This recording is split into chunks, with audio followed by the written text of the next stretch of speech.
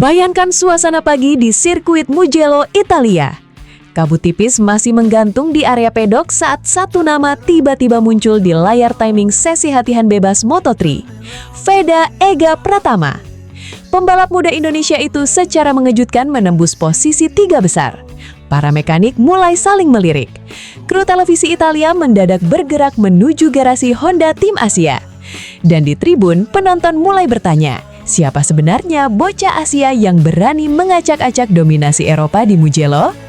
Dalam narasi fantasi yang ramai dibicarakan fans Indonesia, performa luar biasa Veda bahkan disebut membuat legenda Brasil Cafu ikut memperhatikan aksi pembalap muda tanah air tersebut.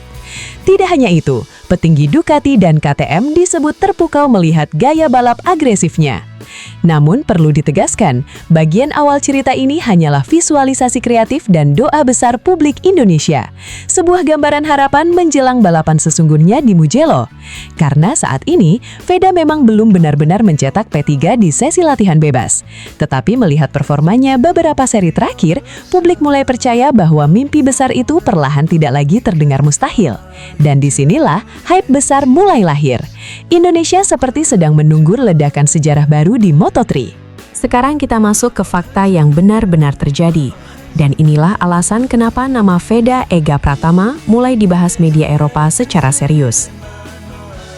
Pada GP Catalunya, pembalap muda asal Gunung Kidul berusia 17 tahun itu memulai balapan dari posisi yang sangat buruk.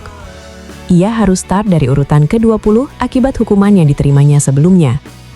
Banyak yang mengira balapan Veda akan selesai begitu saja di grup belakang. Tapi yang terjadi justru sebaliknya. Begitu lampu start padam, Veda langsung berubah seperti monster lintasan. Dalam beberapa lap awal, ia mulai melakukan overtake demi overtake dengan sangat agresif. Bukan satu atau dua pembalap, tetapi rombongan sekaligus. Gaya pengeremannya sangat nekat namun tetap presisi. Ia masuk tikungan dengan keberanian tinggi, lalu keluar tikungan membawa momentum yang luar biasa cepat. Media Italia bahkan menyebut aksinya sebagai salah satu comeback paling liar di Moto3 musim ini. Karena dari posisi buncit, Veda mampu menyodok hingga finish di posisi 8 besar. Yang membuat pedok makin terkejut adalah ritme balapnya. Lap time Veda konsisten setara grup depan. Artinya, secara kecepatan murni, sebenarnya ia punya kapasitas bertarung podium. Dan sejak balapan Catalunya itu, nama Veda mulai benar-benar diperhitungkan. Mugello, sirkuit kejam yang menunggu Veda. Kini tantangan berikutnya sudah menunggu. Mugello, salah satu sirkuit paling brutal dan teknis di kalender Moto3. Lintasan Italia ini terkenal sangat kejam karena memadukan straight panjang lebih dari 1 km dengan kombinasi tikungan cepat yang menguras fisik. Di Mugello, pembalap tidak hanya dituntut cepat, mereka juga harus tahan terhadap tekanan gravitasi tinggi saat motor berubah arah dalam kecepatan ekstrim. Honda Tim Asia kabarnya langsung menyiapkan program latihan khusus untuk Veda. Fokus utamanya bukan hanya kecepatan, tetapi daya tahan tubuh. Otot inti diperkuat secara ekstrim agar Veda tetap stabil saat motor bergerak liar di tikungan cepat Mugello. Selain itu, latihan kardio ditingkatkan drastis untuk menjaga stamina selama balapan penuh. Karena di Moto3, satu kesalahan kecil akibat kelelahan bisa langsung membuat pembalap terlempar dari rombongan depan. Masalah arm pump juga menjadi perhatian serius. Kondisi mati rasa pada lengan sering menghantui pembalap muda ketika memaksa motor bekerja terlalu keras. Karena itu, tim medis dan pelatih fisik Honda ikut turun tangan menjaga kondisi tubuh Veda tetap ideal. Di sisi teknis, data telemetri Catalunya dibedah habis-habisan. Tim ingin memperbaiki kelemahan saat sesi kualifikasi agar Veda bisa mengamankan posisi start di baris depan. Karena semua orang tahu, jika Veda start lebih depan, ancamannya akan jauh lebih berbahaya. Perjalanan Veda musim ini benar-benar mulai terasa spesial. Tidak banyak rookie yang mampu langsung menempel pembalap-pembalap Eropa dalam perebutan klasemen dunia Moto3. Tetapi Veda berhasil melakukannya. Saat ini ia berada di posisi kelima klasemen sementara dengan koleksi 58 poin. Angka itu membuatnya menjadi rookie paling bersinar musim 2026. Bahkan ia sukses memimpin persaingan Rookie of the Year Moto3.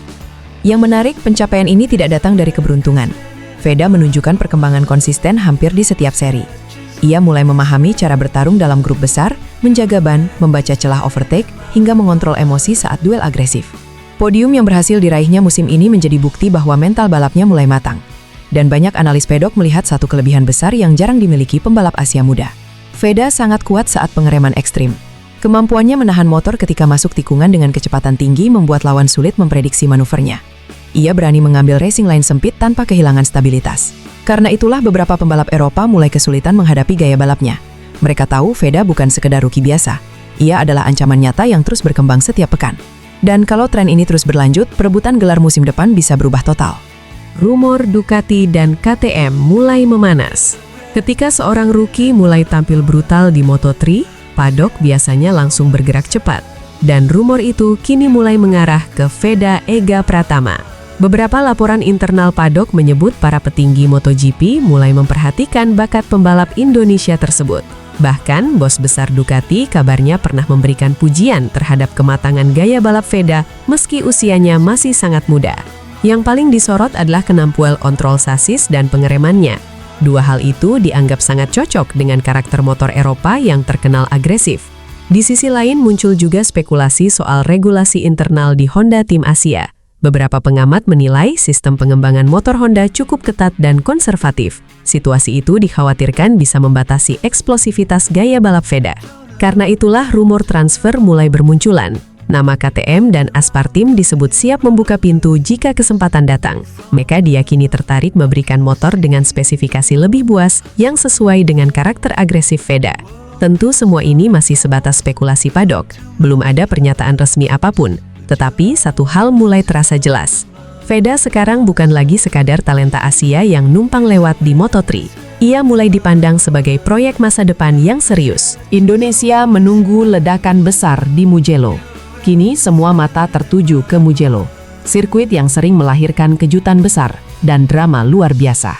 Publik Indonesia tentu berharap Veda mampu melanjutkan momentum gilanya setelah Catalunya. Karena jika ia benar-benar mampu menembus barisan depan sejak latihan bebas hingga kualifikasi, maka peluang podium akan terbuka sangat lebar. Apalagi karakter Mugello sebenarnya cukup cocok dengan gaya balap agresifnya. Trek cepat dengan area pengereman keras bisa menjadi senjata utama Veda untuk menyerang lawan-lawannya. Tetapi tekanan juga akan jauh lebih besar. Media Italia sudah mulai memperhatikannya. Pembalap Eropa mulai sadar ancaman baru sedang datang dari Asia Tenggara. Dan ketika ekspektasi meningkat, mental menjadi ujian utama. Namun sejauh ini, Veda terlihat tenang. Ia tetap tampil seperti pembalap muda lapar yang ingin membuktikan diri. Tidak banyak bicara, tetapi sangat berani di lintasan.